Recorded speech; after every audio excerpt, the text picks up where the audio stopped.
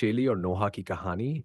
शेली का हर दिन एक नई ऊर्जा और उमंग के साथ शुरू होता था। उसका मानना था कि छोटी-छोटी खुशियां ही जिंदगी को खूबसूरत बनाती हैं। वह एक छोटे से कैफे में काम करती थी, जहां उसकी चुलबुली बातें और मुस्कान हर ग्राहक को अपना दीवाना बना देती थी।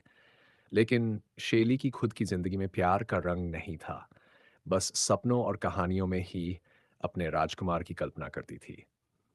दूसरी तरफ नोहा एक बिल्कुल विपरीत व्यक्तित्व था।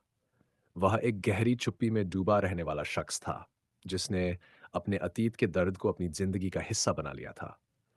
नोहा हाल ही में उस छोटे से शहर में आया था। शहर बदलने का कारण था उसका अकेलापन और वह दुख जिसे वह पीछे छोड़ना चाहता था। लेकिन कहीं न कहीं वह खुद भी जानता था कि दुख से दूर भागना इतना आसान नहीं होता।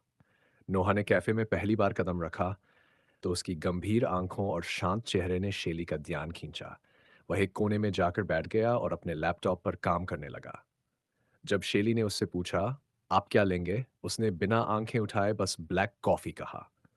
शेली को यह अजीब लगा, क्योंकि उसकी कैफे में हर कोई उससे हंसी मजाक करता था। नोहा का यह व्यवहार उसे कुछ अलग सा लगा। अगले कुछ हफ्तों में नोहा कैफे का नियमित ग्राहक बन गया। वह हमेशा एक ही कोने में बैठता, चुपचाप कॉफी पीता और चला जाता। शेली ने नोटिस किया कि वह अक्सर गहरी सोच में डूबा रहता है, जैसे किसी बात से लड़ रहा हो। एक दिन जब वह नोहा को उसकी कॉफी देने गई, तो उसने हल्के-फुल्के अंदाज में पूछा, "आप हमेशा गुमसुम क्यों रहते हैं? लगता है जैसे आपकी जिंदगी में खुशियां नहीं हैं।" नोहा ने पहली बार उसकी तरफ देखा और कहा, "खुशियां खोजना इतना आसान नहीं है। कुछ जख्म ऐसे होते हैं जो कभी नहीं भरते।" उस दिन के बाद शेली ने नोहा से बात करने की कोशिश जारी रखी। वह हर रोज छोटी-छोटी चीजों पर चर्चा करती, लेकिन नोहा अक्सर चुप ही रहता। फिर भी धीरे-धीरे नोहा ने उसकी मौजूदगी को महसूस करना शुरू कर दिया। वह उसकी बातें सुनने लगा और कभी-कभी हल्की मुस्कान भी दे देता। नोहा का अतीत। एक दिन शेली ने साहस करके नोहा से उसके अतीत के बारे में पूछ लिया।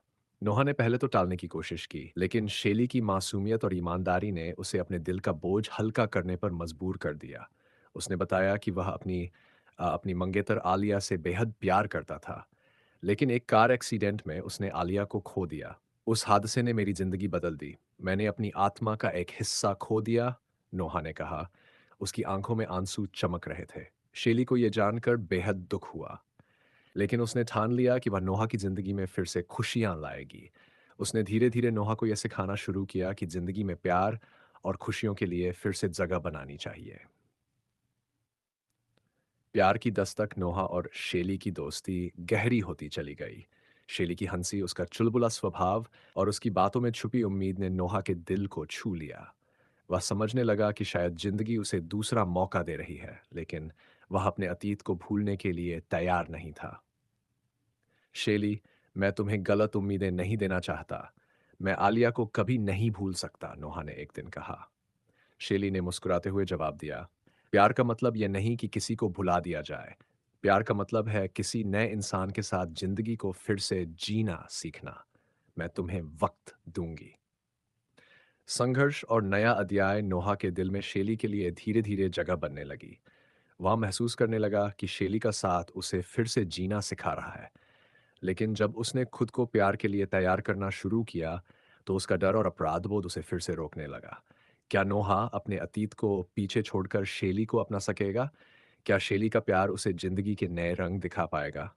शेली और नोहा की यह कहानी एक नई शुरुआत, भरोसे और सच्चे प्यार की मिसाल है।